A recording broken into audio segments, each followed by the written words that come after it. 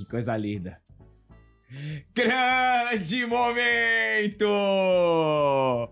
Linhagem Geek na área. E aí, galera, tudo beleza? Cara, que sequência maravilhosa que a Linhagem Geek está vivendo nesses últimos dias. Grandes filmes na sequência, ó. Missão Impossível, Ballerina e agora Como Treinar o Seu Dragão. Cara, que sequência fantástica. Fora o Contraparte, que a gente assistiu, da Brasil Paralelo. Teve também o Premonição, que eu gostei, o André não gostou. Thunderbolts, que eu também gostei, o André achou medíocre. Mas pra mim, essa sequência tá fantástica. E agora, falando especificamente de Como Treinar o Seu Dragão, galera, eu tenho muito carinho por Como Treinar o Seu Dragão. Pra mim, é uma das histórias mais lindas de animações que eu já assisti, e eu não assisti poucas.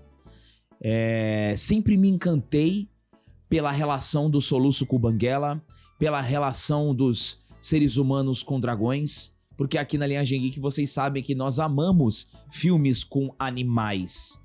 Tanto assassinos, mas animais também bonzinhos, legais. A gente gosta muito dessa fantasia. Eu, particularmente, eu amo essa fantasia. E eu consegui passar esse sentimento de uma forma orgânica pro meu filho, que também ama Como Treinar o Seu Dragão. A gente tinha alguns receios quando começaram a vazar algumas informações, que a gente já falou sobre isso. Mas conforme os trailers foram sendo apresentados, eu fui me encantando e eu digo pra vocês, eu me aproximei, me emocionei, me arrepiei, quase chorei. E realmente, galera, se vocês gostam de Como Treinar o Seu Dragão, pra mim é uma belíssima homenagem, um belíssimo live action, exatamente igual ao primeiro. Isso pode ser, para alguns, um ponto negativo, mas pra mim, que quando vou ver um live action de uma animação, de um desenho, de um game, de um anime, que já existe uma história, que já existe uma lore, que já existe uma estrutura, eu quero ver igual. Eu, Gabriel, falo por mim. Eu quero ver igual. E o filme é igual. Mesmos sentimentos, mesmas emoções, tudo muito lindo. Vamos falar sobre isso, sobre Como Treinar o Seu Dragão, nessa crítica de hoje. Diferente do Gabriel, o Como Treinar o Seu Dragão não significa absolutamente nada pra mim. Nada. Passou despercebido, eu não vi, é de 2010 o primeiro, né? 2010 eu tava focado no Ney. Nossa, eu tava trabalhando que nem um maluco. Tinha largado, e assim, não é nem, né, porque não tava considerando nada no cinema. Apesar de gostar, teve uma fase da minha vida, essa fase que eu perdi muitas coisas por estar concentrado em trabalho. Como o cinema não era profissão, então eu tava completamente disperso. E Como Treinar o Seu Dragão passou completamente. Só que eu fiz o dever de casa. Eu assisti o original ontem, né, antes de assistir esse live action, porque hoje nós temos algumas possibilidades de mudanças não convencionais. Mas eu fiquei bem surpreso com esse live action, e é o que o Gabriel falou. O Gabriel é um cara com o coração mais próximo à obra. Quem gosta de Como Treinar o Seu Dragão, é assim, a gente tem 3 filmes na sequência. Quem gosta de Missão Impossível vai adorar o último Missão Impossível. Quem gosta de John Wick vai adorar a Bailarina. Quem gosta aqui de Como Treinar o Seu Dragão vai adorar o live action. E se a gente for, né, que tem essa prática mercadológica interessante, né? Porque quem era criança em 2010, hoje já pode ser um adulto ou adolescente. Sim. Então você tem uma outra experiência e uma forma de nostalgia que é um pilar importante comercial hoje em dia. A nostalgia é bem vendida. E se o contexto, o propósito for positivo, só agrega. E Como Treinar o Seu Dragão consegue completar tudo isso com o respeito à obra original. Perfeito. Então aqui, galera, Que sequência de filme bom, hein? Que sequência. Sequência de filme bom, eu tô até com medo. Ó, como vocês viram na thumb, vocês devem ter visto na thumb, né? Lindo, com lacração. E aí a gente vai fazer assim, ó. O formato clássico aqui da Linhagem Geek tá pontos positivos, pontos negativos. Pontos positivos primeiro. E aí na parte que a gente for falar dos pontos negativos, a gente fala dessa questão da lacração, tá? Que, vou esperar, faz o seguinte. C, curte, comenta e compartilha. Muito importante. Se inscreva no canal e vem pra linhagem mais famosa do Brasil. Aproveita e coloque aí nos comentários aonde você está assistindo esse vídeo e de que cidade / país você está falando. Que tem que falar país porque a Linhagem Geek ela é mundial. Né? Você tava falando da thumb, eu achei que só canal fracassado usasse lacração na thumb. Mas ultimamente eu mudei de ideia, porque eu vi que, de certa forma, virou talvez uma regra pra puxar mais gente. Não sei. Aí vocês podem me dizer, mas eu tava com esse sentimento ruim, né? Que tinham me falado, quando coloca lacração em título e thumb, é porque é fracassado. Aí, de repente, eu vi uma outra movimentação e eu fiquei mais feliz. Mas é a influência positiva. Né? Então, eu acredito ser uma boa influência. Influência positiva. Mas vamos lá, galera, olha aqui. Fiquei bem emocionado, tá? Ó, pontos positivos. O primeiro ponto, tá? Fidelidade visual e emocional. Muitas cenas são recriações fiéis do original, como o primeiro voo de Soluço e Banguela, com efeitos visuais impressionantes. O design dos dragões são excelentes, mantém totalmente a identidade, é tudo exatamente igual. E aí, quando a gente volta nesse ponto, que é interessante, porque já houve muito esse debate, né, na internet de remakes. E aí, vou defender sempre a minha opinião, a minha convicção, tá? Eu não sou o dono da verdade, como diria Ademir Quintino, eu sou o dono da minha verdade e das minhas convicções. Se tem um desenho, vamos pegar um desenho Rei Leão, tá? Bem famoso aqui. Tem o Rei Leão, e aí você vai fazer um live action, eu quero igual. Exatamente igual. Que foi o que fizeram. Fizeram live action igual. Fizeram umas pequenas inserções de texto, de diálogos, alguns encaixes de roteiro, mas fizeram igual. Não tem a magia do desenho, o live action do Rei Leão, mas foi igual. Tá? Igual. E eu gostei. Só que concordo que não tem a magia. E aí cresceu esse debate, por quê? Porque a Lacrate, ela começou a desvirtuar muitas obras, e aí a turma do Lacrola, do Chola, vem com a desculpa falida, que é a seguinte: não gostou? Vai assistir o original. Essa é uma desculpa falida. Que serve pra tudo. Que serve pra justificar, pra se defender da acusação da Lacrate. Porque se o cara não gosta da adaptação, então vai ver o quadrinho que você gosta. Exato. Ou então do videogame. Não gostou do Last of Us, joga o jogo. Exatamente. Desculpa falida. Falida, que não cola, já virou brega. Já caiu no esquecimento. E eu quero até que você coloque nos comentários se você espera isso. Sabe por quê? Porque quando você vai fazer um remake, um live action de uma obra muito boa, quase perfeita, pra que você vai inventar? Pra quê? E eu digo mais, 90% das pessoas que vão assistir o Como Treinar o Seu Dragão gostam da obra. Conhecem a obra. E é uma obra pro público infantil. E eu ainda não levei meu filho, mas eu vou estender isso pra ele. Por quê? Porque se meu filho assistir, porque hoje ele convive comigo e eu não pego leve, né? Eu não pego leve. Toda vez quando a gente termina de assistir um filme, eu falo: e aí, filho, o que você achou do filme? E ele é bem crítico, Fabrício. Ele fala assim: mais ou menos. E eu pergunto pra ele: o que você não gostou? Ah, não gostei disso. Falei: isso aí, não tem problema, pode falar. Pode falar, assim como eu também falo. E eu tenho certeza que a criançada que tem sentimento, que gosta do Como Treinar o Seu Dragão, que vai assistir, se tiver alguma coisa diferente que elas não gostarem, vai destruir a experiência das crianças. Então, pra mim, essa fidelidade visual e emocional é o ponto alto do filme. É tudo igual, só que são seres humanos. Então, quando eu vou ver um live action de um desenho, de um game, o que eu quero de experiência? Eu quero viver aquela história, mas ao invés de bonequinhos de computação gráfica, eu quero ver seres humanos. Porque o ser humano, diferente do boneco, ele consegue entregar o que de diferente? As expressões.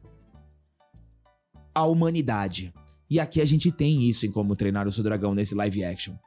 Mesma estrutura, mesma história, mesmos diálogos, mas com os seres humanos interagindo com os dragões. Os dragões muito bem feitos, todos iguais.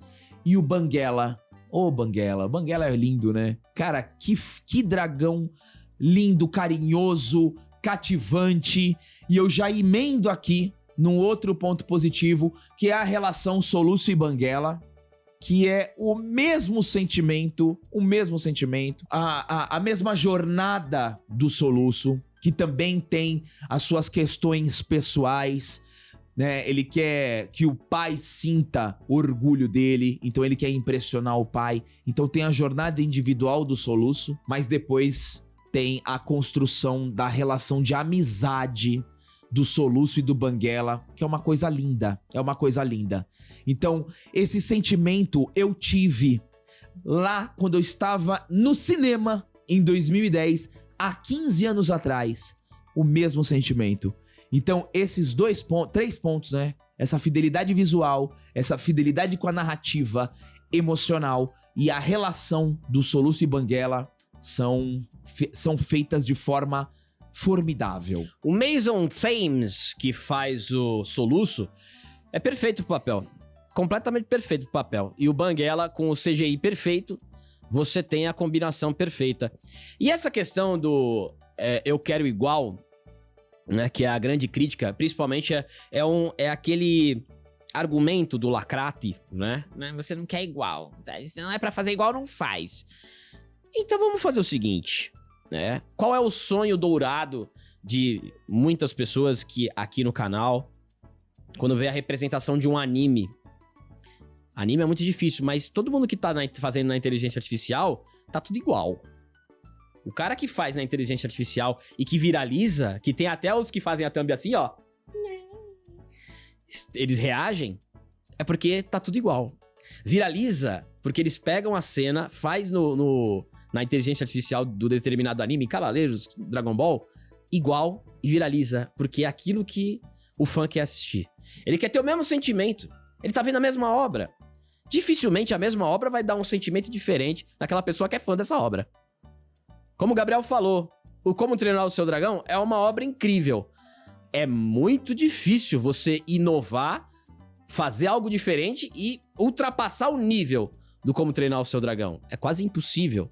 Não dá pra você fazer, eu acho, não dá pra você fazer um Dragon Ball melhor que o Dragon Ball Z. Não dá pra você fazer um Cavaleiro do Zodíaco melhor que as 12. Não dá. Porque ali já tá estabelecido. Ali foi o fenômeno. Ali foi a conquista. Ali é o auge. O auge. Difícil você fazer um Naruto igual o Naruto. Tem gente que gosta do clássico, tem gente que gosta do Shippuden. Mas é difícil você fazer um outro maior do que os dois. É difícil. A não ser que você tenha, realmente você queira se empenhar nisso, né?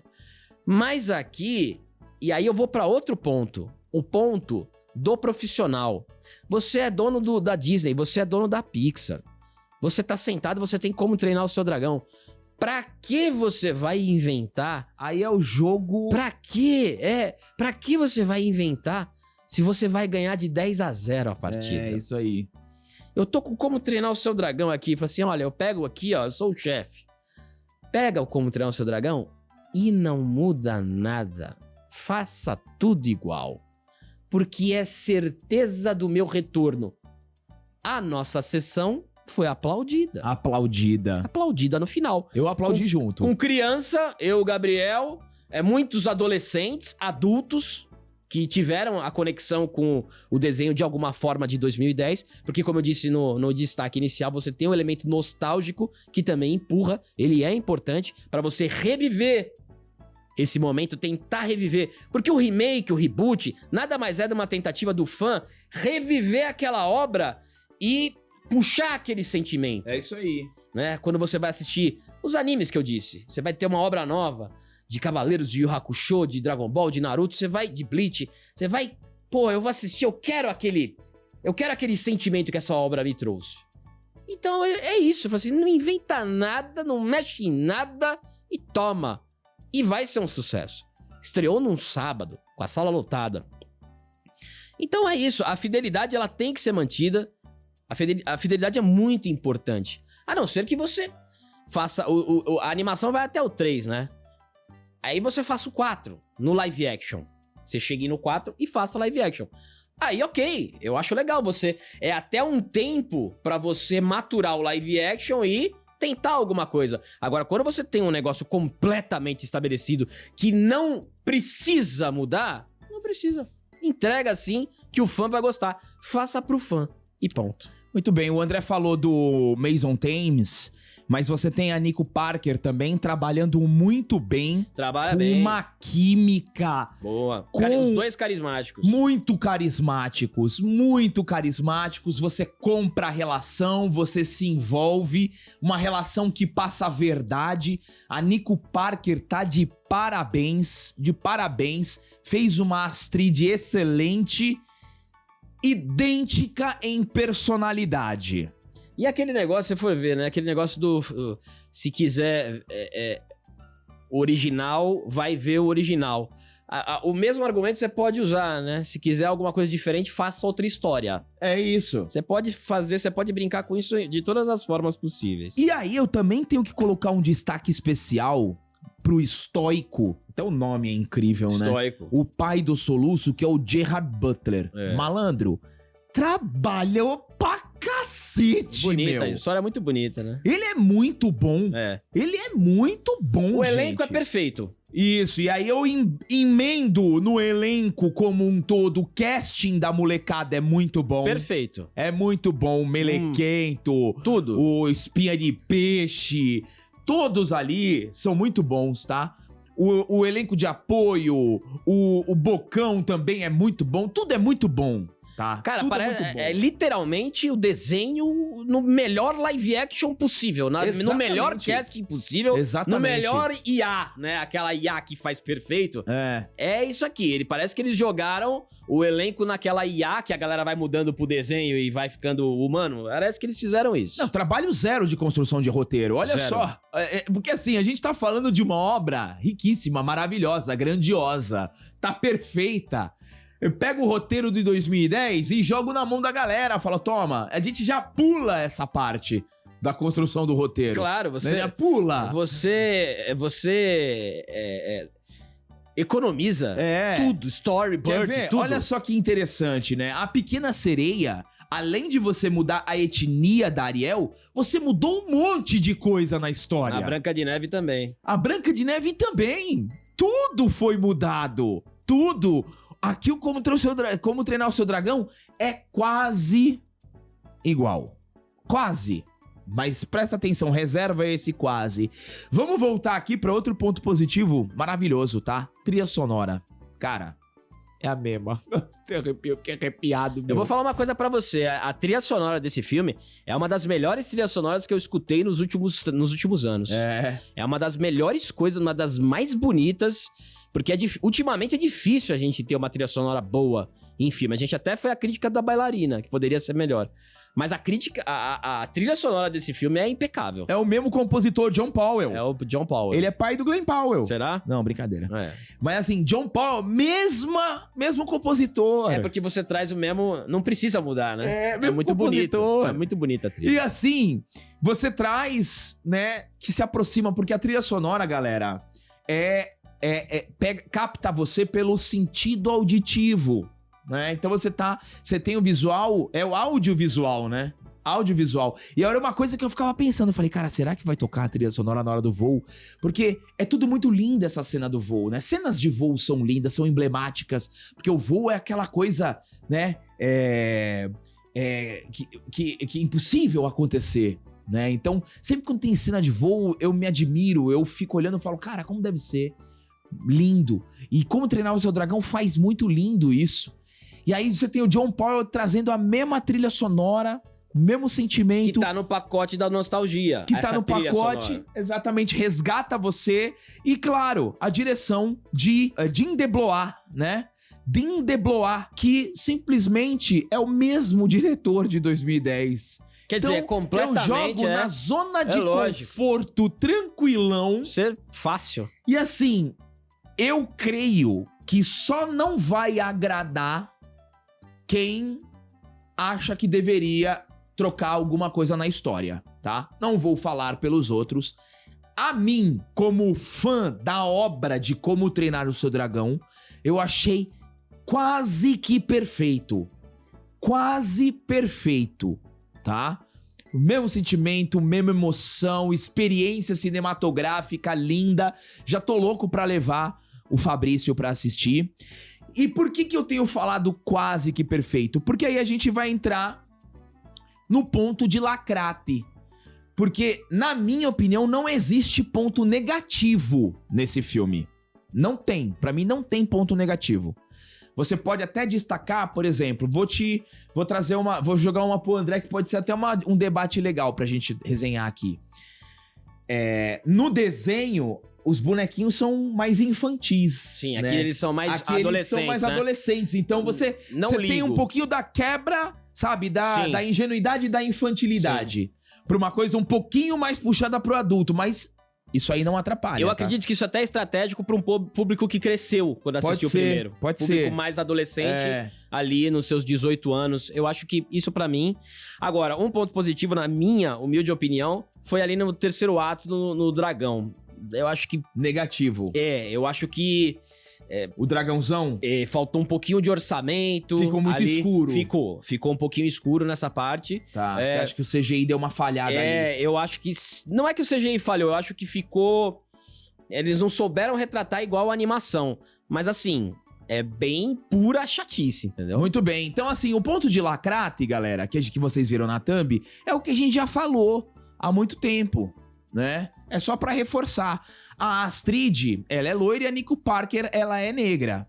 Você coloca a Nico Parker ali pra trabalhar com a justificativa da diversidade, mas a gente já cansou de pontuar aqui na história da linhagem que quando você muda a etnia, mas não muda a essência, não muda estrutura e não muda a personalidade, a gente sente, mas dependendo de como é feito, a gente consegue receber bem, tá? E aí eu trago novamente o exemplo da Ariel e agora a gente tem o exemplo da Astrid. A Ariel é diferente no próprio filme. O filme da Pequena Sereia é diferente. Príncipe adotado, sem o menor sentido. Ariel vencendo a bruxa e não é o príncipe. Ali mudou tudo. Ali foi a festa da lacrate. Ali não foi apenas a troca da etnia. Até a personalidade da Pequena Sereia foi alterada.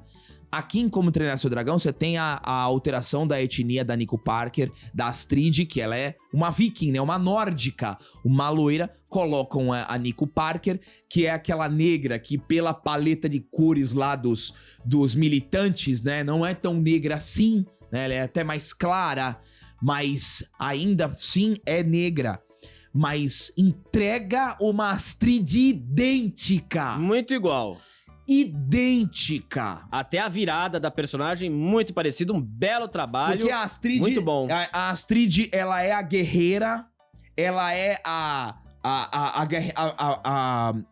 guerreira que tem a maior potencial ali da molecada, igual no de 2010. Só que quando ela acompanha a jornada do soluço, ela soma com ele. E eles se transformam num casal incrível. E isso é muito bom, como ela potencializa o soluço. Você tem a aplicação de diversidade na cidade de Berk, que é... Eles colocaram um negro e um oriental.